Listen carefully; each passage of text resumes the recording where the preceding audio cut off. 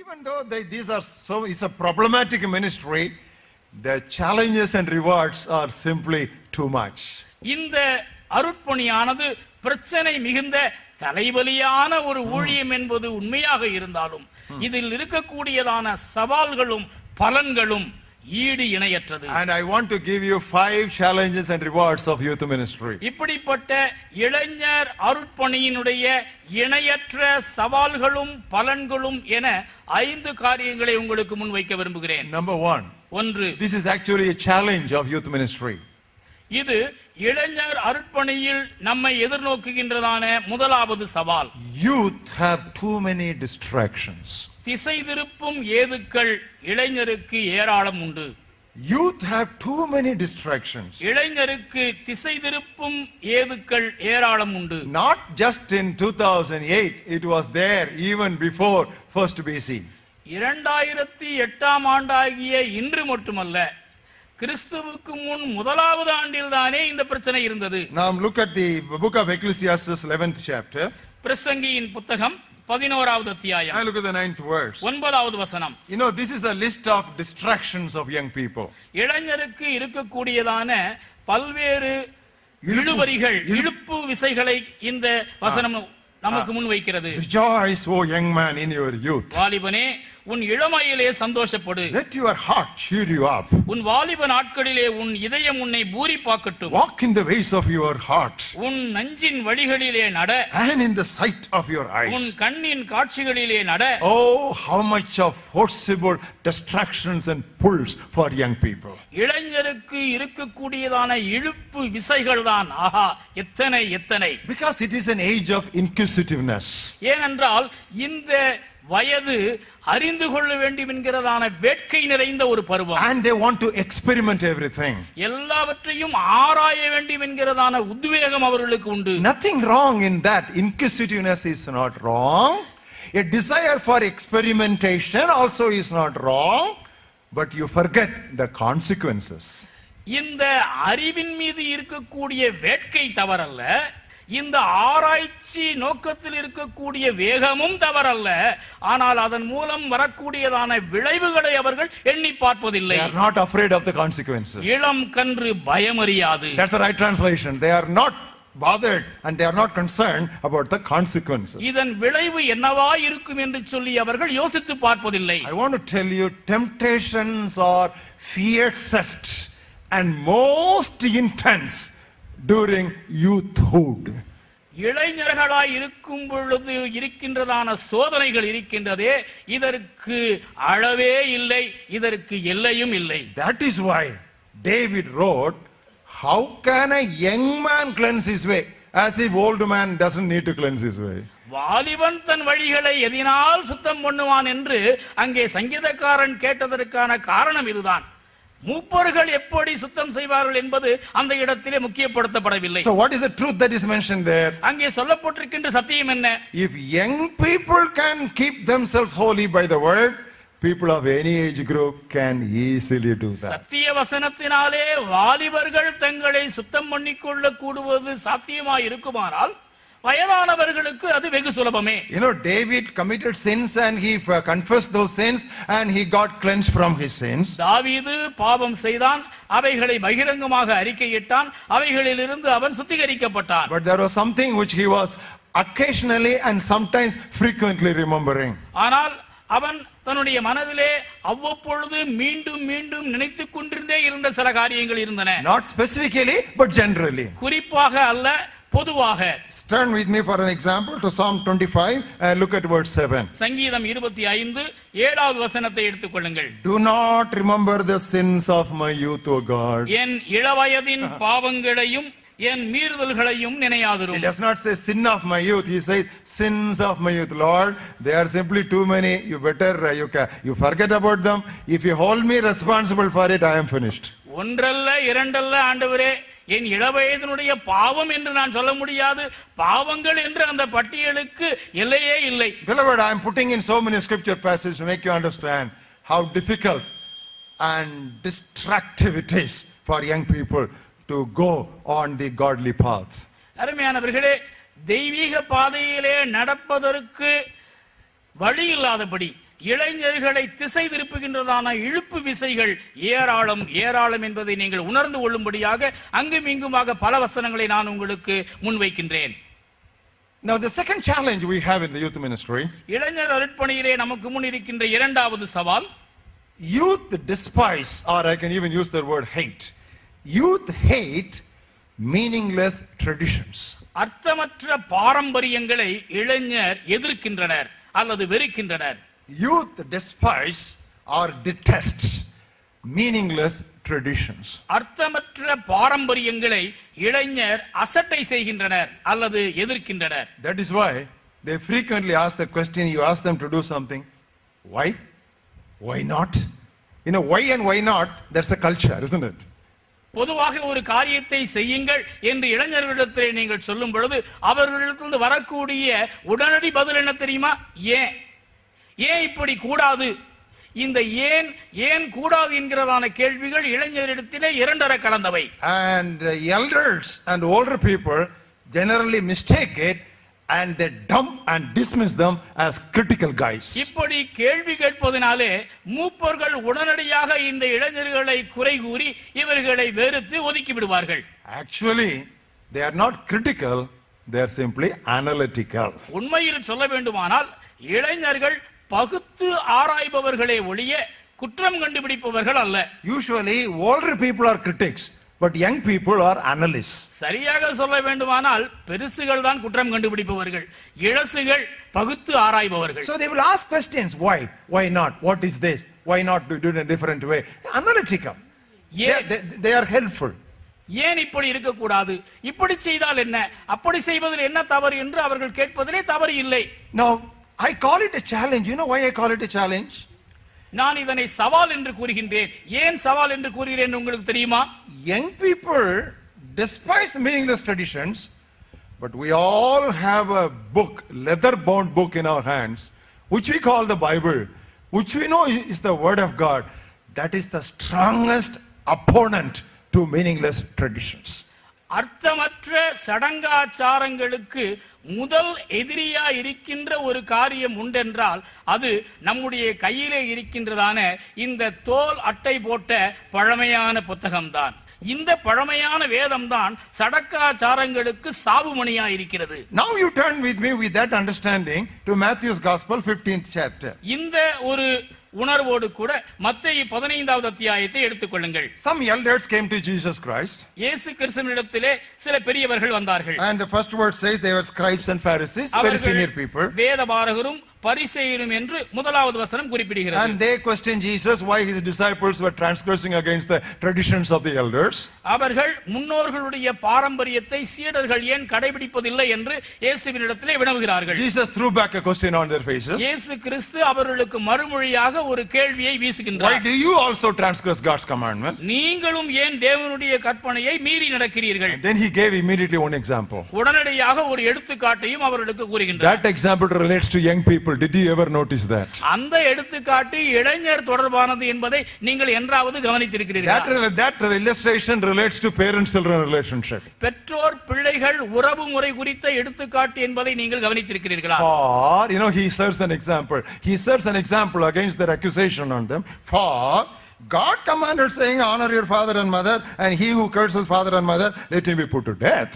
உன் தகப்பனையும் உன் தாயையும் கனம் பண்ணுவாயாக என்றும் தகப்பனையாவது தாயையாவது நிந்திக்கிறவன் கொல்லப்பட வேண்டும் என்று தேவன் கற்பித்திருக்கிறாரே. But you say, whoever says to his father or mother, whatever profit you might have received from me, I have been dedicated to the temple, I am released from honoring you.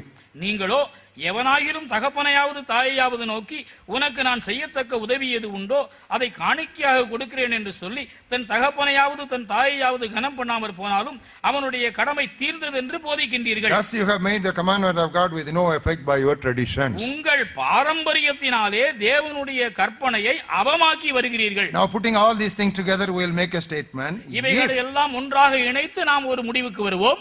If youth can be attracted towards and addicted to the teaching of God's word, we can have a great crusade against all the meaningless traditions in religion.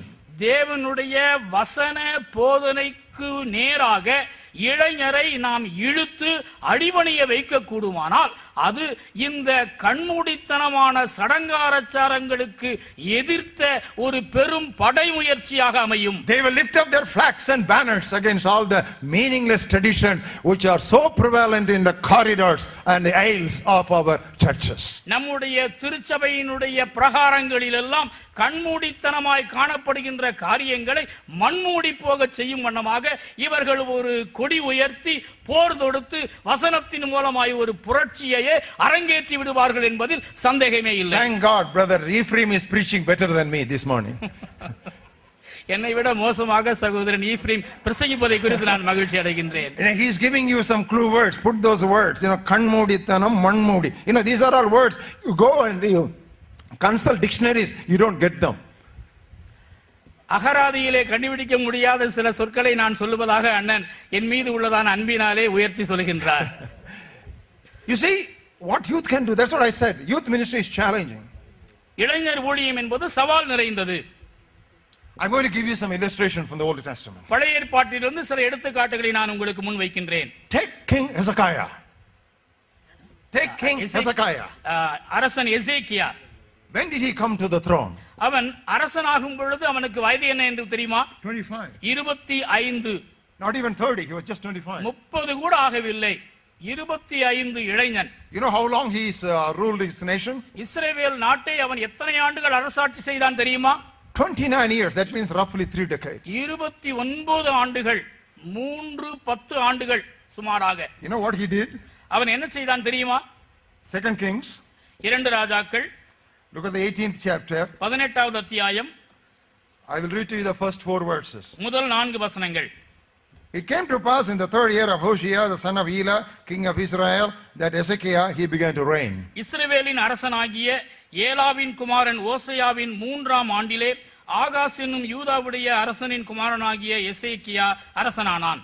4th verse. 4வது He வசனம். removed the high places and broke the sacred pillars, cut down the wooden images, and broke in pieces the bronze serpent that Moses had made, for until then the children of Israel were burning incense to it. அவன் மேடைகளை அகற்றி சிலைகளை தகர்த்து விக்கிரக தோப்புகளை வெட்டி மோசே செய்திருந்த வெண்கல சர்ப்பத்தை உடைத்து போட்டான்.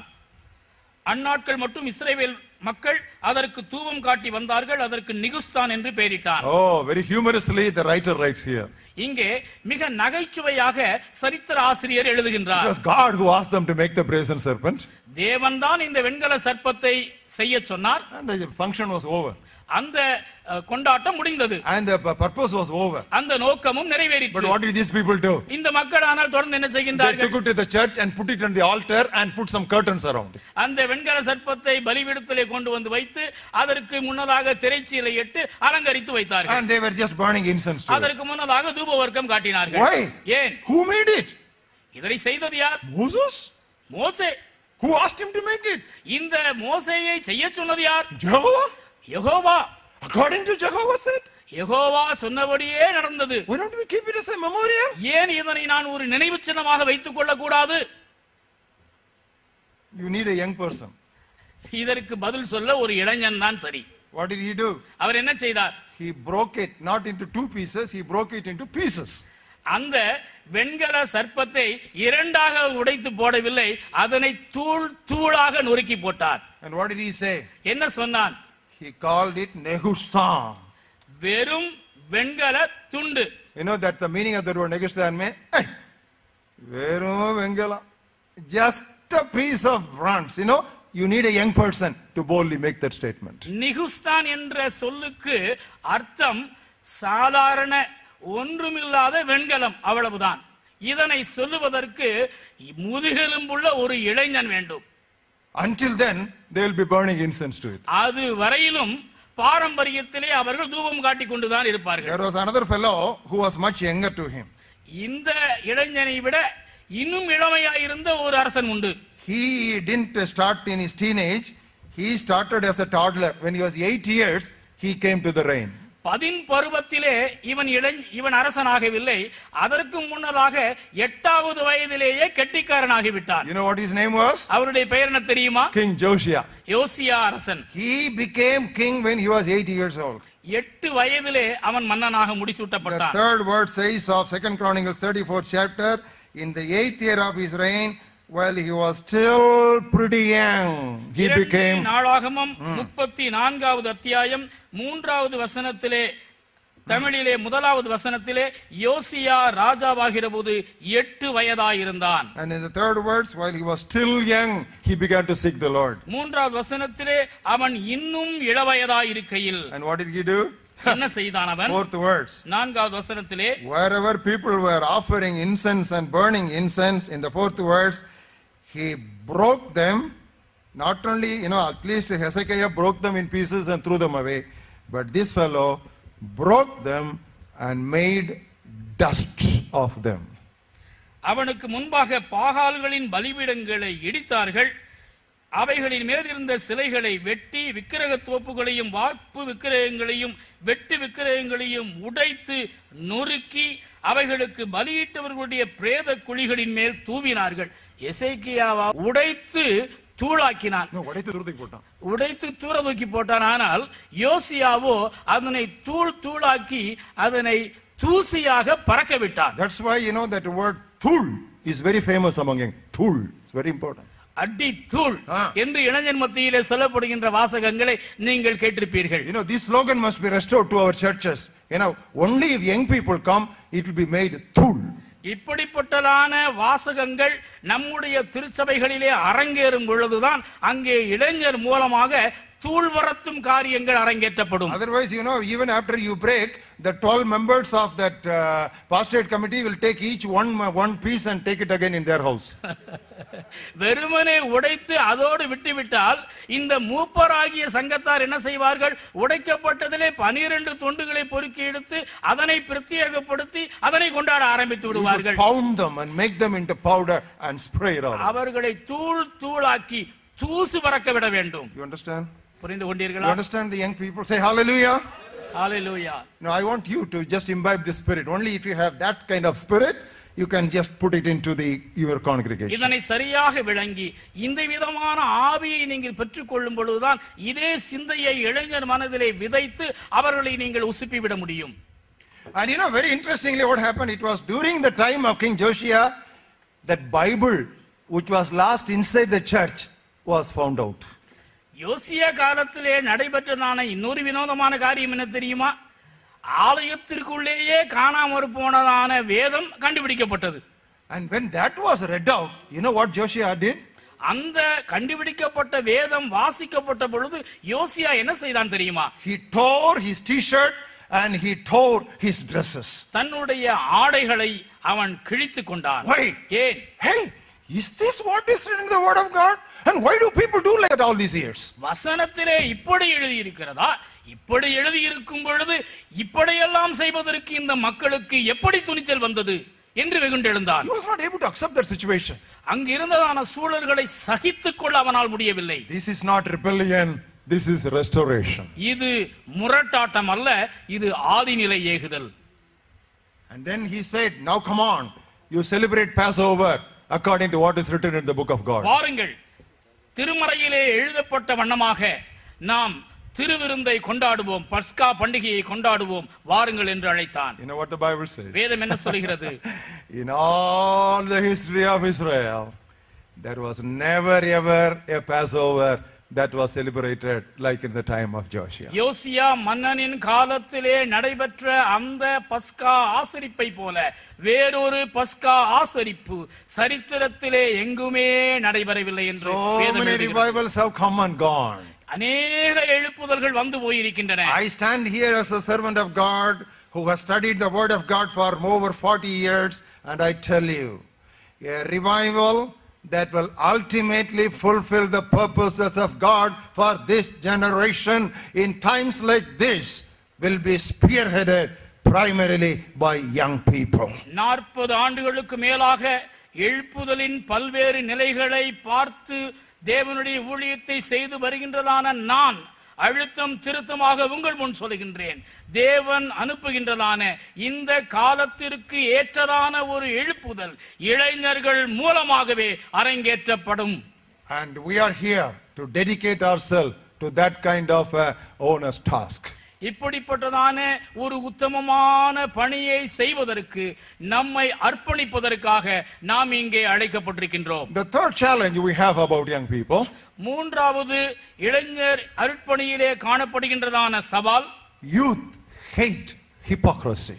இளைஞர் மாய்மாலத்தை வெறுக்கின்றனர். Youth hate hypocrisy. மாய்மாலத்தை இளைஞர் வெறுக்கின்றனர். Normally they are plain and open. சாதாரணமாக பொதுவாக அவர்கள் வெளிப்படையானவர்களாக வெளியரங்கமானவர்களாக இருக்கின்றார்கள். They don't act religious if they are not. அவர்கள் பக்தி உள்ளவர்களாய் இல்லாத நிலையிலே பக்தி உள்ளவர்களைப் போல நடிப்பது இல்லை. Because they have no need for that. அதற்கு தேவையும் இல்லை என்று அவர்கள் நினைக்கிறார்கள். Why should a young man try to act religious? Because there is no need for him to act religious. பக்தி இல்லாத ஒரு நிலையிலே நான் இருக்கும் பொழுது பக்தி இல்லவனைப் போல நான் ஏன் பாசாங்கு செய்ய வேண்டும்? That necessity is only on young people, on old people. வயதானவர்களுக்கு தான் அப்படிப்பட்டதான நிர்பந்தம் உண்டு. But for young people there is no such burden. இளைஞர்களுக்கு அப்படிப்பட்டதான ஒரு அழுத்தம் தேவையில்லையே. If they are not religious, they will not act religious. அவர்கள் பக்தியாக இல்லை என்றால் பக்தியாய் இருப்பது போல பாசாங்கு செய்வதில்லை. They are frank, and if you want me to use another word, they are blunt. அவர்கள் ஒளிவு மறைவு அற்றவர்கள், அவர்கள் நடிகர்கள் அல்ல. As much as they are not hypocrites, rightly so, they cannot tolerate hypocrisy in other people. அவர்கள் மாய்மாலம் அற்றவர்களாய் இருப்பது போலவே மாய்மாலம் அற்றவர்களாய் மற்றவர்களும் இருக்க வேண்டும் என எதிர்பார்க்கின்றார்கள். I have a very interesting illustration, not in the Old but in the New Testament. பழைய ஏற்பாட்டில் அல்ல, புதிய ஏற்பாட்டிலே ஒரு நல்ல எடுத்துக்காட்டு எனக்கு நினைவுக்கு வருகிறது. There was a couple by name Mr. and Mrs. Hypocrisy. திருவாளர் திருமதி மாய்மாலம் என்று ஒரு தம்பதியரை நாம் அங்கே சந்திக்கின்றோம். They sold their properties. அவர்கள் தங்களுடைய காணியாட்சிகளை விற்றார்கள். And they brought some of it to the apostles' feet. அதிலே ஒரு பங்கை அப்போஸ்தலருடைய பாதபடிக்கு அவர்கள் கொண்டு வந்தார்கள். The husband came first and the wife came next, as கணவன் usual. முதலாவதாக வந்தார், அதன் பின்னதாக மனைவி இரண்டாவதாக வந்தார். Did you sell the property only for this much? காணியாட்சிகளை இவ்வளவுக்கு தானா விற்றீர்கள்? Of course, yes. ஆம். You have lied to God. நீங்கள் தேவனிடத்திலே பொய் சொன்னீர்கள். That fellow immediately dropped dead. உடனடியாக செத்து அந்த மனிதன் கீழே விழுந்தான். You don't need to take the telephone to ring up to the undertakers. அங்கே தொலைபேசியை எடுத்து மரித்தவர்களை அடக்கம் பண்ணுகிறவர்களுக்கு தொலைபேசியின் மூலமாய் செய்தி சொல்ல வேண்டிய அவசியம் இல்லை. The youth group is ready there. அங்கே இளைஞர் படை ஆயத்தமாக இருந்தது.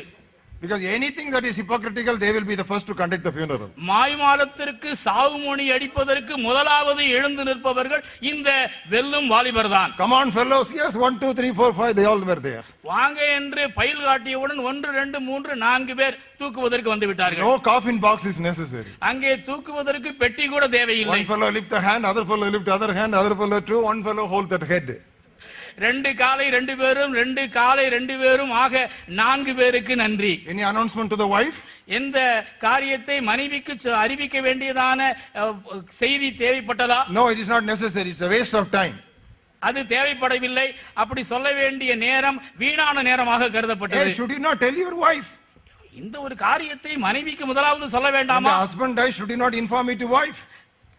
தொட்டு தாலி கட்டிய கணவன் இறந்த பொழுது மனைவிக்கு அதனை அறிவிப்பது கடமை இல்லையா? These young people say, no, that is all formality. Let us get the job done. இந்த சட்ட சடங்காச்சாரங்கள் எல்லாம் எங்களுக்கு உதவாது, நாங்கள் வேலையை முடிப்பதில் தான் கவனம் செலுத்துவோம் என்று வாலிபர்கள் They சொல்லிவிட்டார்கள். finished the funeral. அவர்கள் அடக்க ஆராதனை முடித்து விட்டார்கள். And the wife came. அடுத்து திருமதி வந்தார்கள். You know what happened? என்ன நடந்தது என்று உங்களுக்கு But தெரியும். you know the most interesting thing in the story? இந்த கதையிலே வரக்கூடிய சுவாரஸ்யமான பகுதி என்ன தெரியுமா? She came 10 or 15 minutes late. 10 அல்லது 15 நிமிடம் காலதாமதமாக அவர்கள் வந்தார்கள். Within that, these young people finished the funeral, and Peter said they are already at the door for the next funeral. அதற்குள்ளே இந்த அடக்க ஆராதனை முடிந்து விட்டது. அடுத்த அடக்க ஆராதனைக்கு ஆயத்தமாக வாலிபர்கள் வாசலுக்கு வந்து விட்டார்கள். Our கால்கள் வந்து விட்டது. They are ready. You know, their feet are ready. What is the meaning? Feet. They are ready. Just on tiptoe for action. Do you understand? This is how you should read the Bible. Bible is a drama wherever there are stories. Real drama. understand it in the dramatic spirit. வேதம் எப்பொழுதெல்லாம் இப்படிப்பட்ட சம்பவங்களை நமக்கு சொல்லுகின்றதோ அந்த இடங்களிலெல்லாம் வேதத்தை நாடக பாணியிலே நாம் வாசித்து பழக வேண்டும். அவைகள் மிக சுவையான நாடகங்களாக கருத்துக்களை நமக்கு எடுத்துரைக்கின்றன. They can very fast, they can finish the job. அவர்கள் துரிதமாக வேகமாக காரியங்களை செய்து முடிப்பவர்களாக காணப்பட்டார்கள். But they were very good people. அவர்கள் மிக நல்லவர்கள். Only one favor they did. அவர்கள் செய்த ஒரு நல்ல காரியம் உண்டு. They put the wife near the husband so that for emergency they can talk to each other. கணவனுக்கு அருகாமையிலேயே மனைவியை வைத்தார்கள். ஏனென்றால் தேவை ஏற்படுகின்ற நேரத்திலே இருவரும் பக்கத்திலே ஒருவரிடத்தில் ஒருவர் அளவலாவிக் கொள்ளலாம். Brothers, sisters, I am not saying anything from imagination. It is there in your Bible. சகோதரர்களே சகோதரிகளே, நான் எதையும் கற்பனை செய்து சொல்லவில்லை, எழுதப்பட்ட வார்த்தைகளை தான் சொல்லிக் So they are கொண்டிருக்கிறேன். sensible also. They will put the wife near the husband. அவர்கள் மிகவும் அறிவுபூர்வமானவர்கள். கணவனுக்கு அருகாமையிலேயே மனைவியை அவர்கள் அடக்கம் பண்ணினார்கள். This is the kind of congregation you are ministering to. Be careful.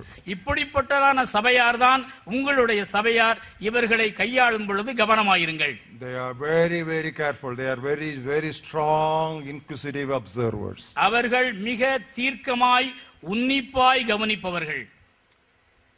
Because their commitment is so deep and they hate all forms of hypocrisy. இப்படிப்பட்டதான பாசாங்குகளை அவர்கள் வெறுப்பதினாலே, மாய்மாலங்களை எதிர்ப்பதினாலே தங்களுடைய நடவடிக்கைகளிலே அவர்கள் தீவிரம் காட்டுகிறார்கள். Sometimes they become wiser their elders and teachers. இப்படிப்பட்ட காரியத்தினாலே அவர்கள் தங்களுக்கு போதித்தவர்களை விட ஞானம் உள்ளவர்களாய் That is காணப்படுகிறார்கள். why David said, ஆகையால் தான் சங்கீதக்காரன் குறிப்பிட்டான், because I keep your law and follow your commandments, I am wiser and you have given me more understanding than my teachers and ancients and elders. உம்முடைய சாட்சிகள் என் தியானமாயிருக்கிறபடியால் எனக்கு போதித்தவர்கள் எல்லாரிலும் அறிவுள்ளவனாயிருக்கிறேன். Immediately you know what these older people say? That is arrogance. That is not arrogance. இப்படி சொல்வதனாலே பார்த்தியாவனுடைய ஆணவத்தை என்று மூப்பர்கள் சொல்லுவார்கள். And immediately older people, they feel threatened. Oh, my disciple, he seems to be knowing much more than me.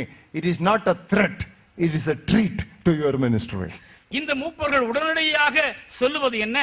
நான் பார்த்து என் கண் முன் வளர்ந்தவன் என்னையே கேள்வி கேட்கின்றானா என்று அவனை பார்த்து பயமடைகின்றார்கள். பிரியமானவர்களே, அது பயம் அல்ல, உங்கள் கண்ணுக்கு அது விருந்தாக இல்லையா? Jesus chose 70 disciples, most of the young people. இயேசு 70 சீடர்களை தெரிந்து கொண்டார். இதிலே அதிகமானவர்கள் இளைஞர்களாகவே இருந்தார்கள். Paired them 2 by 2, sent them into the villages for deliverance ministry. 2 பேராக அவர்களை பிரித்து கிராமங்களுக்கு விடுதலை ஊழியம் செய்யும்படியாக அவர்களை அனுப்பி வைத்தார். When the 70 returned with joy, shouting, even demons obey us. அசுத்த ஆவிகளும் எங்களுக்கு அடங்குகின்றன என்ற மகிழ்ச்சியோடு கூட இந்த இளைஞர் படை திரும்பி வந்தார்கள். What did Jesus say? இயேசு அவர்களிடத்தில் என்ன சொன்னார்? He just looked up to his father. அவர் தம்முடைய தந்தையை மேல்நோக்கி My பார்த்தார். Bible says Jesus rejoiced in his spirit. ஆவியிலே அவர் அகமகிழ்ந்தார் என்று என் வேதம் He did சொல்கிறது. not feel threatened in his spirit. இவர்களை பார்த்து அவர் பயமடையவில்லை, He would- ஆவியிலே He அகமகிழ்ந்தார். rejoiced in his spirit. தன்னுடைய ஆவியிலே களிகூர்ந்தார். You know what he told his father? தன்னுடைய தந்தையை நோக்கி அவர் என்ன கூறினார்? Oh father, what you have not revealed to wise men and elder people, you have revealed to these young people who are just babes. தந்தையே, ஞானிகளுக்கும் கல்விமான்களுக்கும் இவைகளை மறைத்து பாலகருக்கு இவைகளை வெளிப்படுத்தும்படியால் உம்மை துதிக்கிறேன் என்று அவர் கூறினார். So when God uses young people beyond you, better than you, more than you, because of their genuineness and sincerity in their commitment against all forms of hypocrisy, do not feel insecure, rather be inspired to throw some more input into their lives. தங்களுடைய ஆழமான அர்ப்பணத்தின் நிமித்தமாக, தங்களுடைய தீர்க்கமான தீர்மானத்தின் நிமித்தமாக தேவனால் உங்களை விட மேன்மையாக, மகிமையாக, வலிமையாக, வல்லமையாக இளைஞர் பயன்படுத்தப்படும் பொழுது அவர்களை குறித்து பயப்படாதிருங்கள். அதனை குறித்து நீங்கள் அகமகிழுங்கள். Don't try to ignore them. அவர்களை அசட்டை செய்யாதிருங்கள். That is why when Paul wrote to Timothy, he said, let no man despise you. ஆகவேதான் இளைஞன் தீமோத்தேயுக்கு பவுலப்போஸ்தலன் எழுதும் பொழுது இவ்வாறு எழுதினார், உன் இளமையை குறித்து ஒருவனும் உன்னை அசட்டை பண்ணாதபடிக்கு. Not only to his young man he wrote like that, to adults also he wrote like that. இளைஞன் தீமோத்தேயுக்கு மட்டும் அப்படி எழுதவில்லை, மூப்பருக்கும் கூட அதே வண்ணமாக எழுதினார். He wrote to the elders, I am sending Timothy unto you. தீமோத்தேயை உங்களிடத்தில் அனுப்பி வைக்கிறேன். தீமோத்தேயை உன்னிடத்தில் நான் அனுப்பி வைக்கின்றேன். When Timothy comes to you, தீமோத்தேயு உங்களிடத்தில் வரும் பொழுது, see that he is with you comfortably without any fear. அவன் உங்களிடத்திலே பயமற்றவனாய் இருக்கும்படி பார்த்துக் கொள்ளுங்கள். You know the Bible? வேதம் இன்னதென்று நீங்கள் அறிந்திருக்கின்றீர்களா? You know this is what is written in the Bible? இதுதான் வேதத்திலே எழுதப்பட்டிருக்கிறது என்பதை நீங்கள் கவனிக்கிறீர்களா? Many of you don't know that because you are blinking. நீங்கள் எல்லாம் முழிக்கின்ற மொழியை பார்த்தால் இப்படி வசனம் இருக்கிறதா என்று கேட்பது போல் தெரிகிறது. 1 Corinthians 16th chapter. 1 கொரிந்தியர் 16வது அத்தியாயம். Look at the 10th and the 11th verses. 10 11 வசனங்கள். Everything is important in the Bible. There is no unnecessary extra in the Bible. வேதத்திலே இருக்கின்ற ஒவ்வொரு வார்த்தையும் முக்கியமானது. வேதத்தில் இருக்கின்ற எந்த வார்த்தையும் அவசியம் இல்லை என்று வெறுத்து ஒதுக்க முடியாது. 1 Corinthians 16th chapter. 1 கொரிந்தியர் 16 verses 10 and 11. 10 11 வசனங்கள். If Timothy comes, see that he may be with you without fear. தீமோத்தேயு உங்களிடத்திற்கு வந்தானே ஆகில் அவன் உங்களிடத்தில் பயம் இல்லாமல் இருக்க பாருங்கள். 11th words. 11ஆம் வசனம். Let no one despise him. ஆனபடியினால் ஒருவனும் அவனை அற்பமாய் எண்ணாதிருப்பானாக. Put both together. இவைகள் இரண்டையும் இணைத்து பாருங்கள். While writing to Timothy, Paul said, let no man despise you. தீமோத்தேயுக்கு எழுதும் பொழுது தீமோத்தேயுவை பார்த்து உன் இளமையை குறித்து ஒருவனும் உன்னை அசட்டை பண்ணாதபடிக்கு பார் என்று கூறுகின்றார். The same care and concern and precaution he takes towards the older people. அதே கரிசனையும் அக்கறையும் முதியோருக்கு எழுதும் பொழுது உடையவனாக பவுலப்போஸ்தலன் இந்த வார்த்தைகளை கூறுகிறார். And he says, let no man despise Timothy. ஒருவனும் தீமோத்தேயுவை அற்பமாய் எண்ணாதிருப்பானாக என்று எழுதுகிறார். That means it is a mutual responsibility. இது ஒரு பரஸ்பர பொறுப்பு. Young people should not allow anyone to despise them, and you old people, you should not ever allow any feeling of insecurity to despise young people. முதியோர் தங்களை அசட்டை பண்ணாதவாறு இளைஞர்கள் நடந்து கொள்ள வேண்டும். இளைஞர்களை அற்பமாய் எண்ணாதபடி முதியோர் நடந்து கொள்ள வேண்டும். To make advantage or take advantage of the non-hypocritical attitude of young people in a positive way for the good of the kingdom of God. இறையரசினுடைய மேன்மைக்காகவும் அபிவிருத்திக்காகவும் மாய்மாலத்தை எதிர்க்கின்றதான இளைஞர் சமுதாயத்தை அணைத்துக் கொள்கின்ற மனப்பான்மையை நாம் வளர்த்துக் கொள்ள வேண்டும். Now the fourth challenge we have about young people. இளைஞர் அருட்பணியிலே வருகின்ற 4வது சவால், youth are flexible. இளைஞர்கள் வளைந்து கொடுப்பவர்கள். That's a wonderful word. Youth are flexible. இளைஞர்கள் அனுசரித்து போகின்றவர்கள். Now I have a beatitude. It is not in Matthew 5th chapter. மத்தேயு 5வது அத்தியாயத்திலே எழுதப்படாத ஒரு பாக்கிய வசனத்தை நான் சொல்லுகின்றேன். Blessed are the flexible, for they shall not be broken. வளைந்து கொடுப்பவர்கள் பேறு பெற்றவர்கள், அவர்கள் ஒடிந்து போவதில்லை. Amen. Blessed are the flexible, they shall not be broken. வளைந்து கொடுப்பவர்கள் பாக்கியவான்கள், அவர்கள் ஒடிந்து போவதில்லை. Generally old people are rigid. பொதுவாக வயதானவர்கள் விட்டு கொடுக்க மாட்டார்கள். That is why blood pressure visits them. ஆகவேதான் இந்த இரத்த கொதிப்பு அவர்களுக்கு விருந்தாளியாக வருகிறது. Do you know the anatomy of blood pressure? இந்த இரத்த கொதிப்பினுடைய தத்துவம் என்னவென்று உங்களுக்கு தெரியுமா? We all have our arteries. Arteries means நாளங்கள், தாளங்கள். இரத்த நாளங்கள் நமக்குள்ளே உண்டு. As you grow old, they become more and more brittle. நாம் வயதாகும் பொழுது இந்த இரத்த நாளங்கள் தளர்ச்சி அடைகின்றன. No, they more and more brittle. They lose their elasticity and they almost go towards plasticity. இந்த இரத்த நாளங்கள் நீளும் அல்லது வளையும் தன்மை இழந்து காணப்படுகின்றன. And what happens when the blood gets pumped? Like the young people's arteries, they are not flexible to open up. They are rigid like walls, like plastic. So the pressure builds up. இந்த முதிர் வயதடைந்த மக்களுடைய இரத்த நாளங்கள் நீளும் அல்லது வளையும் தன்மை அற்று அவைகள் அப்படியே உறுதியாக இருப்பதினாலே இந்த இரத்தம் உள்ளே செல்லும் பொழுது அந்த அழுத்தத்தை தாங்கிக் கொள்ள முடியாமல் கொதிப்பு ஏற்படுகிறது. So blood pressure can be treated by medicine. இந்த இரத்த அழுத்தத்தை மருந்துகளினாலே சிகிச்சை செய்யலாம். But the rigidity of old people who are in the youth ministry can be healed only if they sit attentively and follow all that is said in youth workout seminar. ஆனால் இந்த இளைஞர் அர்ப்பணியிலே இருக்கின்றதான இரத்த கொதிப்பு வியாதியுள்ள மக்களை திருத்த வேண்டுமானால் அவர்கள் இளைஞர் ஊழிய கருத்தரங்கிலே அமர்ந்து இங்கு சொல்லப்படுகின்றவைகளை எல்லாம் தங்களுடைய மண்டையிலே ஏற்றுக்கொள்வது அவசியம். Book of Ecclesiastes 4th chapter. பிரசங்கி 4வது அத்தியாயம். I'll read to you the 13th verse. 13வது வசனம். Ecclesiastes 4th chapter and 13th verse. பிரசங்கி 4:13. Better is a poor and wise youth than an old and foolish king who will be admonished no more. இனி ஆலோசனையை கேளாத கிழவனும் மூடனுமாகிய அரசனை பார்க்கிலும் ஏழையும் ஞானியுமாகிய இளைஞனே சிறந்தவன். What is the difference? என்ன வேறுபாடு? Young man, he has got flexibility. Old man, unfortunately, rigidity. இளைஞனிடத்திலே வளைந்து கொடுக்கும் தன்மை இருக்கிறது.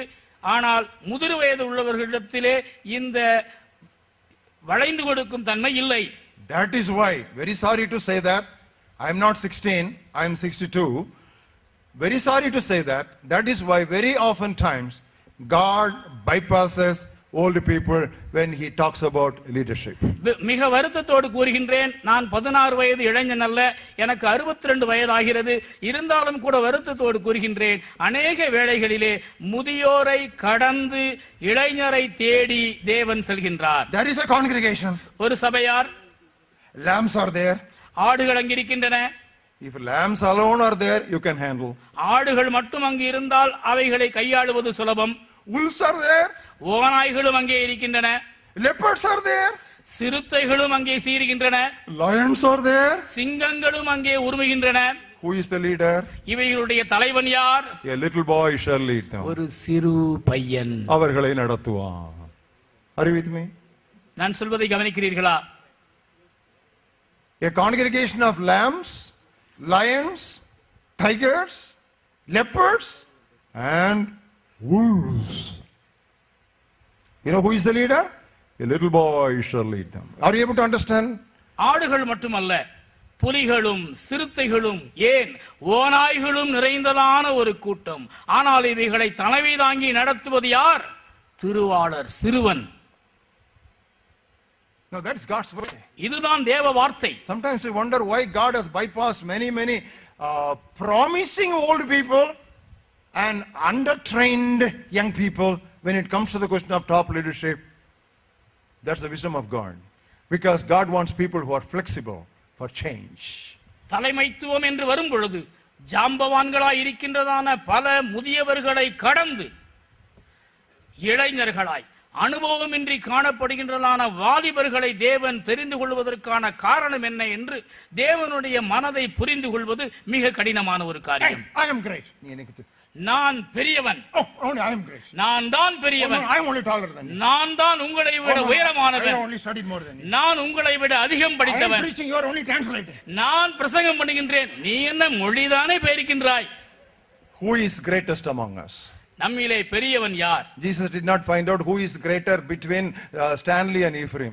ஸ்டான்லி, ஈப்ரீம் இருவரிலே பெரியவர்கள் யார் என்று கண்டுபிடிப்பதிலே இயேசு கிறிஸ்துவுக்கு விருப்பம் இல்லை. He bypassed them.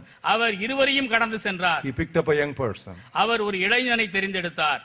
Unless you become like him, you cannot be like this. இந்த சிறுபிள்ளையை போலாகாவிட்டால் நீ விண்ணரசில் நுழைய முடியாது என்று சொல்லிவிட்டார். Unless you humble like one of these young people, you will not be great in the kingdom of God. விண்ணரசிலே நீ நுழைய வேண்டுமானால், பெரியவனாய் இருக்க வேண்டுமானால் இந்த சிறுபிள்ளையை போல நீ மாற வேண்டும் என்று கூறினார். Hey, you old man, you are cursed with formality.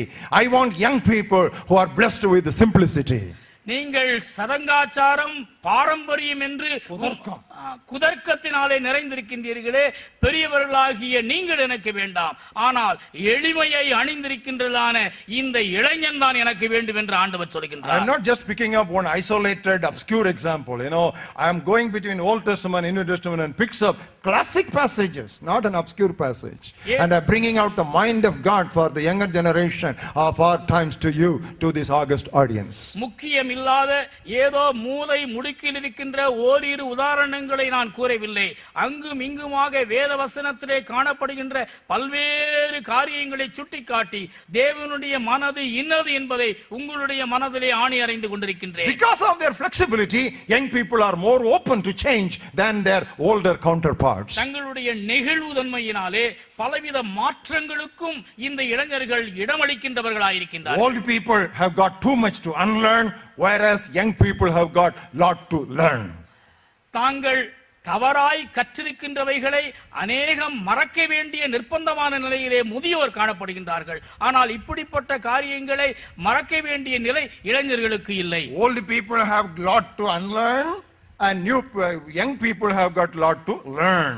முதியோர்கள் தாங்கள் தவறாய் கற்றிருக்கின்ற அநேக காரியங்களை மறக்க வேண்டும். இளைஞர்கள் தாங்கள் அறிந்திராத பல காரியங்களை அறிய வேண்டும். So it is easy to lay a good foundation with young people. இளைஞர்களிடத்திலே அடித்தளத்தை அமைப்பது சுலபமாயிருக்கிறது. Because not much rubbish to be removed.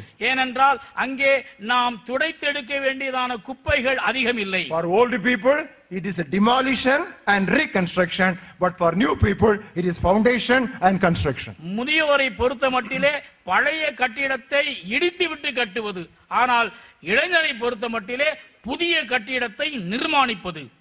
Now I am just giving you civil engineering language.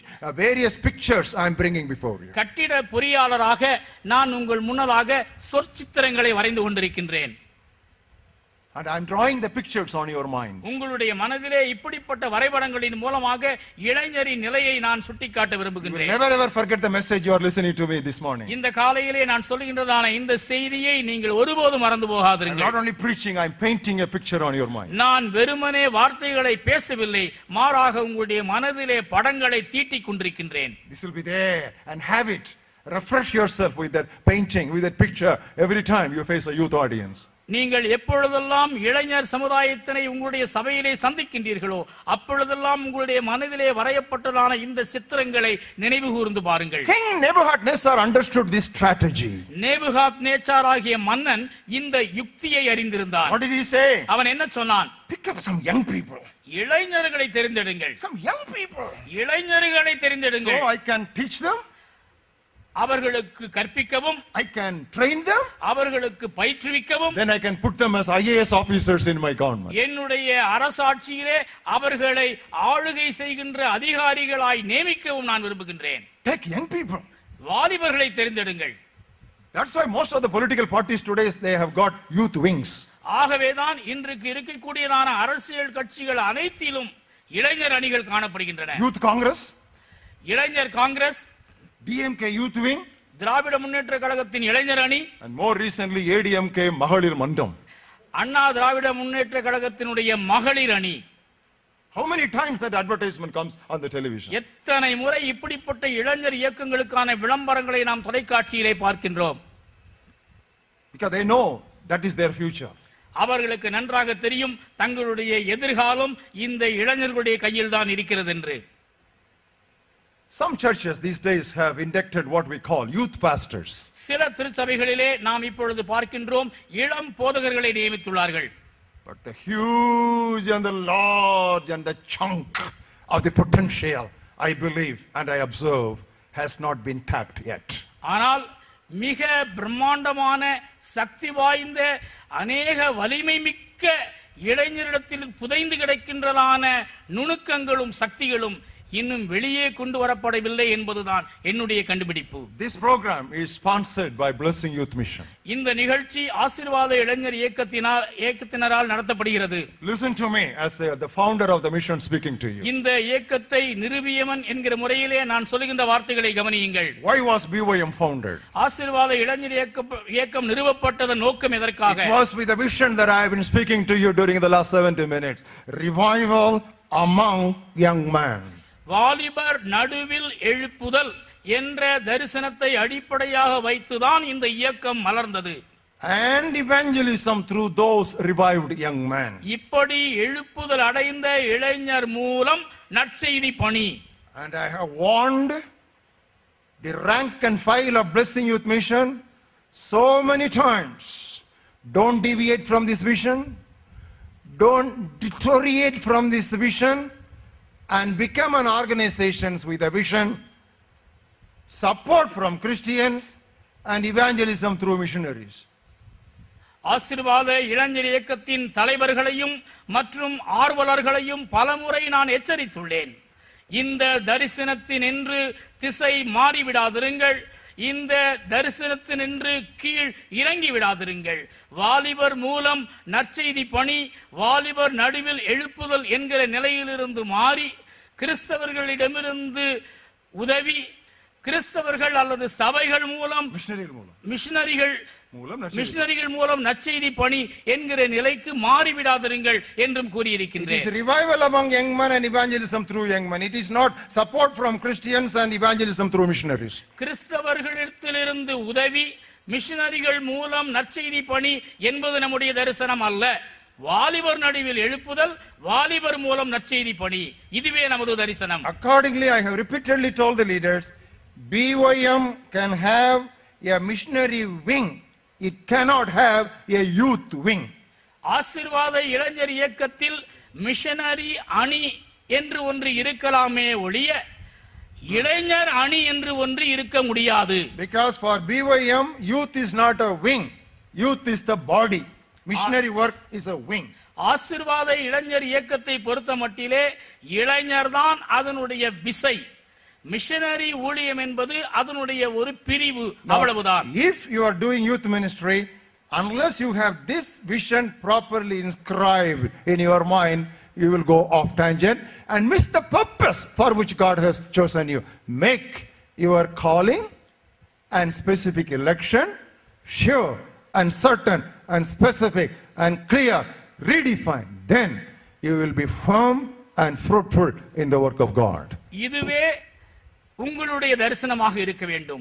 உங்களுடைய அழைப்பையும் குறிப்பாக உங்களுடைய தெரிந்து கொள்ளுதலையும் நீங்கள் வரையறுத்து, இதுதான் உங்களுடைய பணி, இதுதான் உங்களுடைய தரிசனம் என்று நீங்கள் செயல்படாவிட்டால் குருட்டு பூனை விட்டத்தில் பாய்ந்தது போல ஆகிவிடும். The fifth and the final challenge we have in the youth ministry, இளைஞர் அருட்பணியிலே வரக்கூடிய ஐந்தாவது மற்றும் இறுதி சவால், that is actually a reward.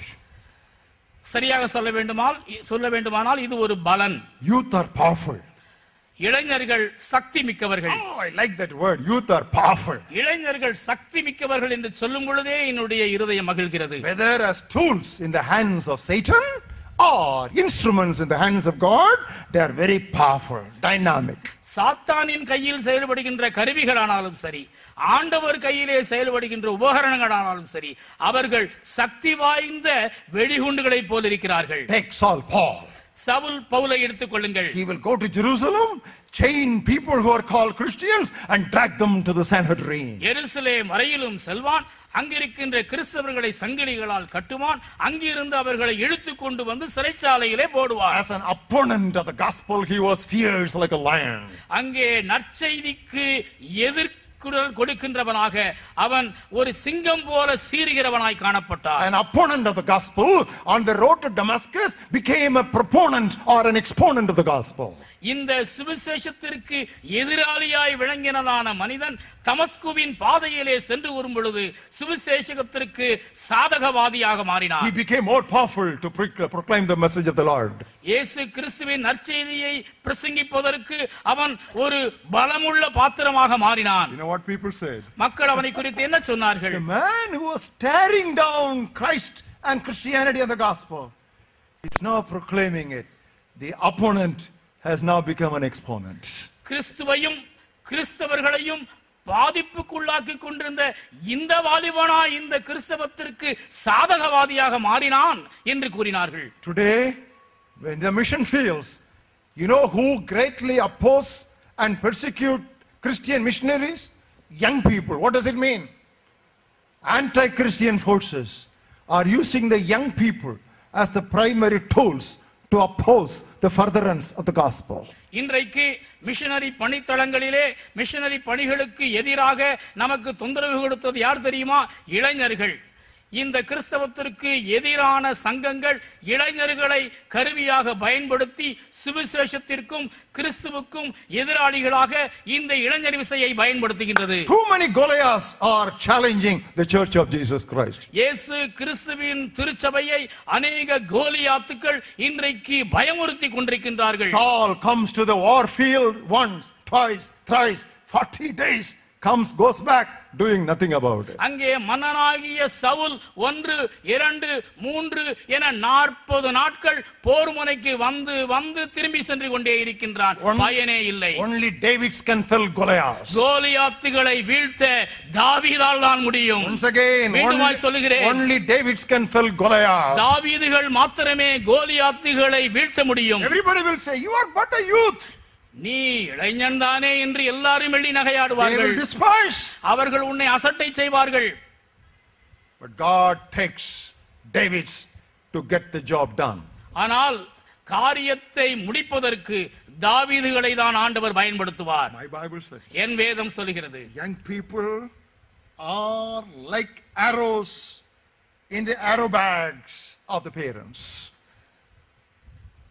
வாலிபர்கள் பலவான் கையில் உள்ள அம்புகளுக்கு ஒப்பாயிருக்கிறார்கள். I want to know arrow statement. இதோடு கூட ஒரு வாக்கியத்தை நான் சேர்க்க விரும்புகிறேன். If churches can have their quiver filled with these arrows against the enemy, these young people will stand and go to the gates to speak against the opponents. திருச்சபை பெரியவர்கள் இளைஞர்களாகிய இந்த அம்புகளை தங்களுடைய அம்பரா துணியிலே வைத்திருப்பார்களே ஆனால் அங்கே ஒலிமுக வாசலிலே பகைவர்களுக்கு எதிராக போர்க்குரல் எழுப்புவதற்கு இந்த இளைஞர் படையால் என்றும் முடியும். The Bible just not says that love your God with all your mind, spirit and heart. My Bible also says love God with all your strength. முழு மனதோடும் முழு ஆத்துமாவோடும் முழு இருதயத்தோடும் தேவனிடத்திலே அன்பு கூறுங்கள் என்று மட்டும் என் வேதம் சொல்லவில்லை. முழு பலத்தோடும் ஆண்டவரிடத்திலே அன்பு செலுத்துங்கள் என்றும் என் வேதம் சொல்கிறது. When you are 60, 70 years old, blood pressure, sugar and all the imaginable diseases, unimaginable diseases in the world, what strength is left in you? நீங்கள் முதிர் வயதான பிற்பாடு இரத்த கொதிப்பு, சர்க்கரை வியாதி என்று வியாதிகள் எல்லாம் உங்களை ஆட்டி படைக்கும் பொழுது தேவனிடத்திலே முழுமையாய் அன்பு செலுத்துவதற்கு உங்களிடத்தில் ஏது பலன்? There was Victor Manoharam in a convention who was the director of Youth for Christ Asia. ஆசியாவினுடைய கிறிஸ்துவுக்கு வாலிபர் இயக்கத்தினுடைய தலைவராயிருந்த திரு விக்டர் மனோகரம் அவர்கள் ஒரு மாநாட்டிலே இவ்வாறு பேசினார். And there was Dr. Sam Kamalesan, another speaker sitting there. அந்த இடத்திலே பேச்சாளராயிருந்த இன்னொரு பெரியவர் பண்டிதர் சாம் Kamalesan. Another person to his right was sitting, that was Dr. Theodore Williams. அவருக்கு வலதுகரமாக அமர்ந்த இன்னொரு பண்டிதர் மேதை Dr. Theodore Williams. Theodore William அவர்கள். You would not have seen a convention where all these three great men were sitting together. ஒரே மாநாட்டிலே இப்படிப்பட்டதான 3 பெரும் தலைவர்கள் அமர்ந்திருக்கின்றதான காட்சியை யாரும் நீங்கள் அவ்வளவு பார்த்திருக்க முடியாது. I was 2 weeks old as a child of God in Nazareth in 1962. 1962வது ஆண்டிலே கிறிஸ்துவுக்குள் பிறந்த 2 வார குழந்தையாக நான் அங்கே இருந்தேன். And this convention was going on. நாசரேத்திலே இந்த மாநாடு நடந்து கொண்டிருந்தது. Victor Manoharam was there. If anyone here who has not testified for Christ so far, please stand up and testify. இந்த கூட்டத்திலே கிறிஸ்துவுக்காக சாட்சி பகர்வதற்கு ஆசையாக இதுவரை சாட்சி பகராமல் இருக்கின்ற யாரேனும் உண்டோ எழுந்து நில்லுங்கள் என்று சகோதரன் Victor மனோகரம் அறைகூவினார். I tried to stand up, but I sat down. I stood up, I sat down. Like a spring I was just pumping. நான் எழுந்தேன், பயத்திலே உட்கார்ந்தேன், எழுந்தேன், உட்கார்ந்தேன். இவ்வாறு ஒரு ஸ்பிரிங்கை போல எழுந்து அமர்ந்து நின்ற நிலையிலே காணப்பட்டேன். But that short statured man, Mr. Victor Manoharam, he noticed what this 6-footer was trying to do. நான் 6 வயது உயரமான இளைஞனாய் இப்படி எழுந்து குனிந்து உட்காருவதை கண்ணுற்றதான அந்த தேவ மனிதர் விக்டர் மனோகரம் என்னை பார்த்து சொன்னார், Stand up, young man. இளைஞனே எழுந்து நில். And I testified for Christ. அந்த நேரத்திலே நான் எழுந்து ஆண்டவருக்கு சாட்சி பகர்ந்தேன். You know what he told the old people sitting there? அங்கே இருந்ததான மூப்பர்களை பார்த்து அவர் என்ன சொன்னார் தெரியுமா? When an old man is saved, you say praise the Lord. ஒரு முதியவர் ஆண்டவரை ஏற்றுக்கொள்வாரேயானால் ஆண்டவருக்கு ஸ்தோத்திரம் என்று சொல்லுங்கள். But when a young person is saved, you know what you should do? Hallelujah, hallelujah. ஒரு இளைஞன் ஆண்டவரை ஏற்றுக்கொள்ளும் பொழுது நீங்கள் அல்லேலூயா என்று ஆர்ப்பரியுங்கள் என்று சொன்னார். You know why? ஏன் தெரியுமா? When an old man is saved, only his soul is saved. முதியவர் ஒரு ரட்சிக்கப்படும் பொழுது அவருடைய ஆன்மா மட்டும் தான் But ரட்சிக்கப்படுகிறது. when a young man is saved, not only the soul, but his life also is saved. ஆனால் ஒரு இளைஞன் ரட்சிக்கப்படும் பொழுது அவருடைய ஆன்மா மட்டுமல்ல அவனுடைய வாழ்வும் காக்கப்படுகின்றது. Beloved, you are in such a tremendous ministry of strategy. அருமையானவர்களே, இப்படி யுக்தி நிறைந்த ஒரு இளைஞர் அருட்பணியிலே நீங்கள் உங்களை இணைத்துக் Most of the கொண்டிருக்கிறீர்கள். great men and women of God of the past started their ministry among young people.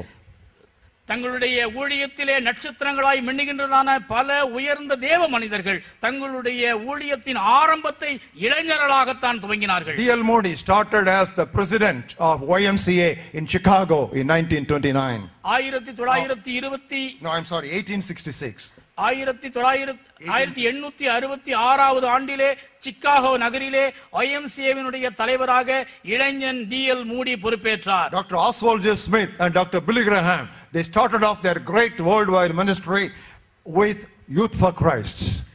கிறிஸ்துவுக்கு இந்தியா கிறிஸ்துவுக்கு வாலிபர் இயக்கத்தினுடைய தலைவர்களாக இருந்த doctor Billy Graham, doctor Oswald J Smith போன்றதான பிரபலமான தேவ மனிதர்கள் எல்லாம் இளைஞர்களாக இருக்கும் பொழுது அருட்பணியிலே கால் வைத்தார்கள். And Bill Bright, one of the celebrated leaders of the church who passed away a couple of years ago, he founded the youth ministry called Campus Crusade for Christ International. Campus crusaders என்கிறதான அகில உலக இளைஞர் ஊழியத்தை நிறுவியதான bill bright என்றதான தேவ மனிதன் சில ஆண்டுகளுக்கு முன்னதாக இறந்து போனார். அவர் இளைஞனாய் இருக்கும் பொழுதே ஊழியத்தை சிறப்பாக செய்தார். George Verwer, the great evangelistic training agency worldwide, Operation Mobilization, was started for young people. And you know what is happening today? உலகம் முழுவதும் அநேக இளைஞர்களையும் நங்கையர்களையும் பயிற்றுவிக்கின்றதான மிகச்சிறந்த இளைஞர் ஊழியமாகிய ஆபரேஷன் மொபைலைசேஷன் நிறுவனத்தை நிறுவிய ஜார்ஜ் வெர்வர் ஒரு இளைஞராகத்தான் அருட்பணியிலே கால் வைத்தார். அவர் மூலமாக இன்றைக்கு அகிலமெங்கும் நடைபெற்று வருகின்றதான காரியங்களை நீங்கள் அறிந்திருக்கின்றீர்கள். Number one, youth have too many distractions. முதலாவது சவால், திசை திருப்பும் ஏதுக்கள் இளைஞருக்கு ஏராளம் உண்டு. Number two, youth despise meaningless traditions. இரண்டாவது சவால், இளைஞர் அர்த்தமற்ற பாரம்பரியங்களை அசட்டை செய்வர். Number three, youth hate hypocrisy. மூன்றாவது சவால், இளைஞர் மாய்மாலத்தை வெறுப்பர். Number four, youth are flexible. நான்காவது சவால், இளைஞர் வளைந்து கொடுப்பவர்களாய் இருப்பர். Number five, youth are powerful. ஐந்தாவது சவால், இளைஞர் சக்தி மிகுந்தவர்கள். Shall we pray? நாம் ஜெபிப்போம். Gracious Heavenly Father, we thank you for a ministry that you have entrusted to us to take care of, to tend, to feed and to shepherd your lambs, even the young people. Oh God, thank you for reminding us this morning of the tremendous possibilities and the potentiality of this youth ministry. கிருபை நிறைந்த வானக தந்தையே, ஆட்டுக்குட்டிகளாகிய இளைஞர்களை, இளம் உள்ளங்களை வளர்க்கவும் அவர்களை வழிநடத்தவும் அவர்களுக்கு பணி செய்யவும் எங்களை நீர் தெரிந்து கொண்டு அவர்களுடைய வீரியத்தையும் வன்மையையும் அவர்களுடைய வலிமையையும் உணர்ந்து பார்க்கும்படியாக இந்த காலை நேரத்திலே நீர் எங்களோடு பேசியதற்காக உமக்கு நன்றி சொல்கிறோம் ஆண்டவரே. We rededicate ourselves with this reminder to make our calling and election sure in this youth work. எங்களுடைய அழைப்பையும் தெரிந்து கொள்ளுதலையும் உறுதிப்படுத்திக் கொள்ளும்படியாக எங்களுடைய இளைஞர் அருட்பணியின் ஈடுபாட்டை நாங்கள் புதுப்பித்துக் கொள்ளும்படியாக ஆண்டவரே எங்களை நாங்கள் மறு அர்ப்பணம் செய்கின்றோம். Continue to minister to us in this seminar. இந்த கருத்தரங்கிலே தொடர்ந்து எங்களோடு பேசும் ஆண்டவரே. In Jesus' name we pray. இயேசுவின் திருப்பெயரால் வேண்டிக் கொள்கிறோம் பிதாவே. Amen.